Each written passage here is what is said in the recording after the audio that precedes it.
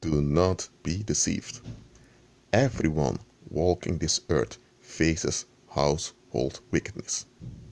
This fantasy that Hollywood and the media is presenting onto you, that when someone reaches something in their life, something big, like starting their own business and becoming successful and all of that, and that they have all the relatives and family supporting and rejoicing for them, look, that may be an exception here and there. The rule is that your own household will turn on you once you gain too much influence. Because once you have more influence, you have more to say. Your will is more relevant, and your will gets more results. And they have to find a way to deal with that will of yours. But what if they don't want to deal with that will of yours and with your impact? They're going to resist your impact or try to sabotage your impact. And when that doesn't work, they'll rage against you. They'll turn on you, wanting to get rid of you, wanting to hunt you down. Some may even become homicidal towards you. Now, I'm not saying this to scare anyone. Don't become paranoid, don't become fearful, just be realistic. When you when you grow in influence and in impact, you will have resistance. You will have people turning on you. It doesn't even have to be something big. It can be that you're the only one in your family that starts your own business. Or maybe you're the only one in the town you grew up in. Maybe you grew up in a town and you're the only one with your own business. Everyone else has 9 to 5 jobs that many of them hate. And you have your own business. And you can go on holiday more than they do. It's very hard. It's very difficult to work for you because you need to arrange everything on your own. You don't have a boss and an administration doing it, but they don't look at that. They look at it this way. You you are going to them think you're something by starting your own business. But here's the thing, they are projecting their fear and their anxieties onto you. And now they're blaming you for how they feel. Well, they're the ones holding on to a 9 to 5 job and not looking for other options besides it. So it's really not you doing them anything. They are now projecting onto you. And now they're becoming enemies of you. Want to sabotage you, accuse you and all of that. Look, household wickedness is real. Christ was very real about it. He said, one's enemies will be from one's own household. Why am I repeating this knowledge? Because when you see other people having so-called prosperity or so-called success, ask the following question. How do they deal with household wickedness? I'm telling you, ask yourself that question. This is the question we often don't ask. This is the question often doesn't even come up in our mind. How are they dealing or coping with household wickedness? On social media, because social media has become part of daily lives of many people now, many people want to present an image to convince outsiders.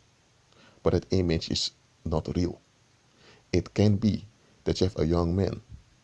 He is a manager at the bank, and he has his own small business somewhere in Korea, just a small shop, and he has people working for him over there. He reached this. He's happy about it. Some of his colleagues at the job are praising him for his courage, for having his own shop, besides being a full-time manager. But here's the thing. His own relatives hate his guts. They think, who does Kevin think Kevin is, huh? Going all the way to Korea, opening his own shop, and opening a shop over here. They're complaining about him all the time. Some of his former classmates are now upset because this Kevin has people listening to him, giving honor to what he's saying. When Kevin was younger, a lot of people tend to ignore him because they thought this Kevin is not important to say, he's not that important. Now that Kevin is important and people acknowledge his importance, they are offended because they still want to see him as an unimportant guy. That's that's the image they have of him to feel good about themselves. If they need to alter this perception of Kevin, they need to face themselves. And now they need to give an account why they thought Kevin was that important. But they can't explain it, so they don't want to face all of that. So now they're upset with Kevin, hating his guts. But they pretend to be friends with him. And Kevin, at the other hand, notices that his relatives and many of his former classmates and people are against him. But on social media, from time to time, he goes to a pub or a movie with them and makes pictures. Everyone is smiling and he puts them on Instagram and on social media. And the world thinks that's Kevin, that wealthy businessman that's also a full-time manager at the bank. Here he is with his relatives, his family. He has a great life. It's fake. Totally fake. But on social media, this happens so often. You have many people, both young and old, trying very hard to convince others they're having a great life, while behind the scenes, man, household wickedness is devouring them. But they manage to cope with it and to be at ease or to feel relieved and to be able to continue coping. They want the affirmation and the validation of the outside world they're having a great life. That's why they are using social media. That's why such folks, when they sense that you see through their BS, they will remove themselves from you, they will block you, they will disappear from you. Why? Because you were able to see reality, will see through their masquerade. And they don't want that. They really want your approval. They want your validation so they can feel good about themselves. Because the reality is they don't have a great life. Reality is they're being devoured by jealousy and hatred. The reality is they have to cope with and put up with a lot of stuff. But they want to get ease from outsiders. Outsiders praise them for having a good life. So when you encounter successful people, ask the following question: how do they deal or cope with household wickedness? This is something everyone will face. Everyone. It doesn't matter whether your success is small or big, you will face household wickedness. And household wickedness can either, not only household wickedness, not either, I'm sorry, that was the wrong word. Household wickedness can often lead to homicide. Why do you think that most homicide victims knew the perpetrator? I'm telling you, open your eyes. Ask yourself, how does someone deal with household wickedness? That's the one question we don't ask about successful people. I'm telling you to ask it unto yourself.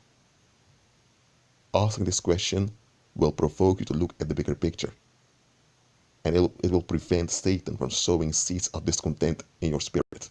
Because when you only see successful people as these successful gods or as these successful entities, you are dehumanizing them, not in a sense that you objectify them. You still know, they're human, they have their issues, all of that. But by dehumanizing them, by seeing them as these successful entities, you forget that they are also vulnerable and they also may have predators coming after them. I'm not telling you this to condemn you or to point finger at you. I'm instructing you to be more practical in how you relate to other people and be more practical in how you relate to success stories. And by doing this, you'll become more compassionate also. Well, that's it for now. Agree with Christ and be at peace.